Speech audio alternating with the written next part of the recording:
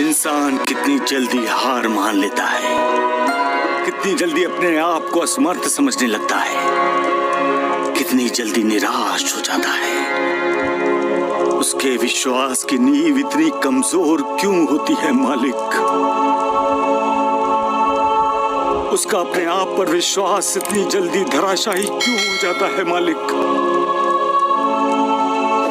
जरूर उसकी श्रद्धा में कमी है मालिक। जरूर उसका सब्र कहीं ना कहीं आकर उसका साथ छोड़ देता है और अहंकार उससे नीचा दिखाई देता है। इंसान एक मार्ग पर चलना शुरू करता है तो उसी मार्ग पर क्यों नहीं चलता?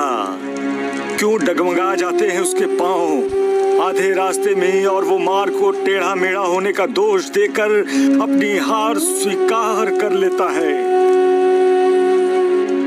तुम्हारे इंसान को कितनी बार समझाया जाए मालिक कि वो विश्वास की डोर पकड़कर श्रद्धा के कदमों से तुम्हारी तरफ जाने वाली सीढ़ी पर आंखें बंद किए चढ़ता रहे। वो कभी असफल नहीं होगा, कामयाबी हमेशा उसके कदम चूमेगी।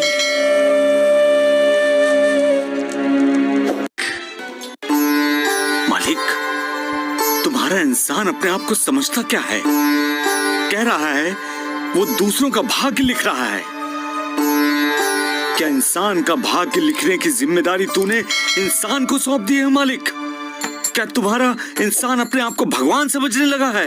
इतना अहंकारी हुआ है तुम्हारा ये इंसान, इतना बदतमीज हुआ है, वो तुम्हारी बराबरी करने की हिम्मत करने लगा है।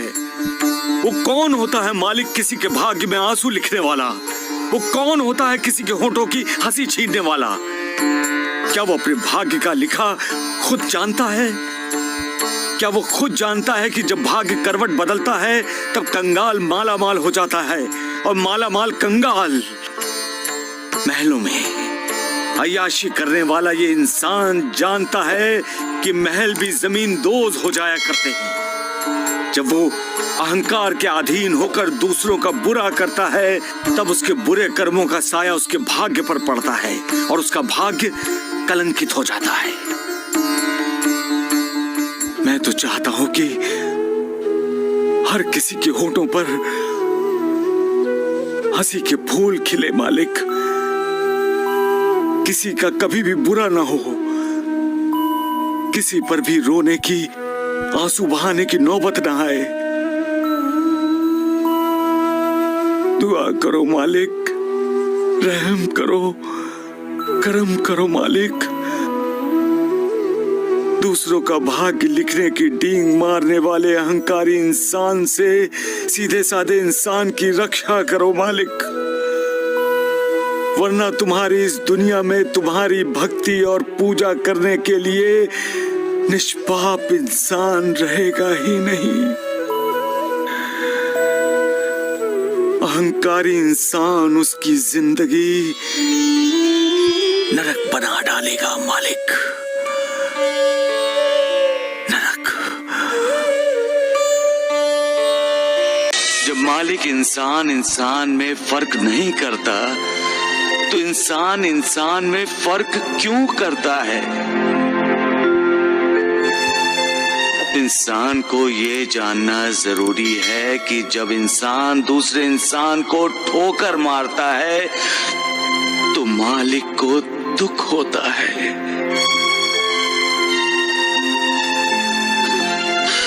पूर्व जन्म के संस्कारों की वजह से ही इंसान दूसरे इंसान के करीब आता है।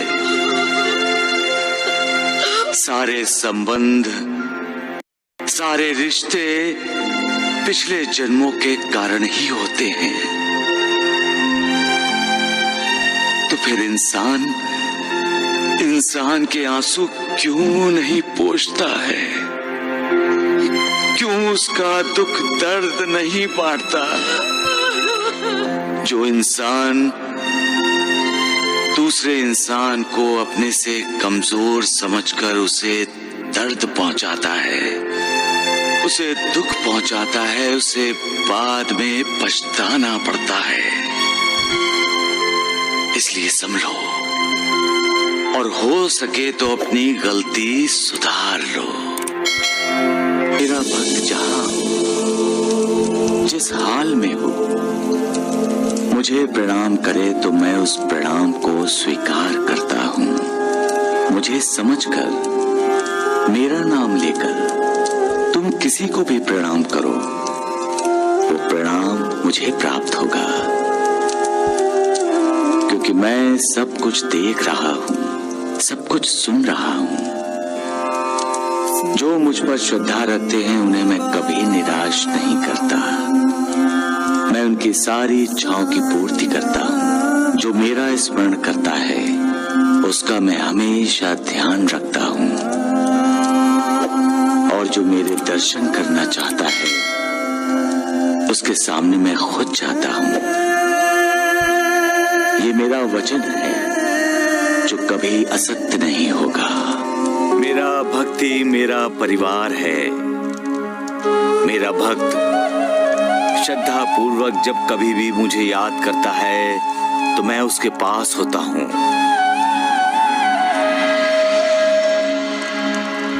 मैं शरीर से यहाँ हूँ, परंतु मुझे 7 समुंदर के पार भी घटित होने वाली घटनाओं का ज्ञान है। मैं अपने भक्त के हृदय में विराज करता हूँ। मैं वही हूँ जो तुम्हारा अंतरस्थ है। मैं ही समस्त प्राणियों के हृदय में वास करता हूँ। सौभाग्यशाली और धन्य वही हैं जो मेरे सर्वव्यापी स्वरूप से परिचित हैं। मैं अपने भक्तों को अपने पास बुला लेता हूँ। मेरा भक्त चाहे 1000 कोस की दूरी पर ही क्यों न हो, वो मेरे बुलाने पर शिरडी चला आता है। कभी कभी मेरे भक्त नहीं जानते कि उनके और मेरे बीच जो भक्ति का संबंध है, तब मुझे उन्हें स्मरण दिलाना पड़ता है कि मैं उनका इंतजार कर रहा हूँ। जैसा भक्त का भाव होता है वैसे ही मैं उनका कल्याण करता हूँ, और ऐसे में कभी कभी उनकी परीक्षा भी लेनी पड़ती है। जो श्रद्धा और भक्ति से मेरा नाम स्मरण करता है, जो मेरे चरित्र और कार्य का गायन करता है, जो मेरी कथाओं का श्रवण करता है, जो मेरी लीलाओं का कीर्तन करता है, उन्हें सुख, संतोष, समाधान की प्राप्ति होती है। सिर्फ साईं साईं नाम उच्चारण से ही उसके सारे पाप ताप नष्ट हो जाएंगे। ऐसे लोगों का मैं उद्धार करता। सबका मालिक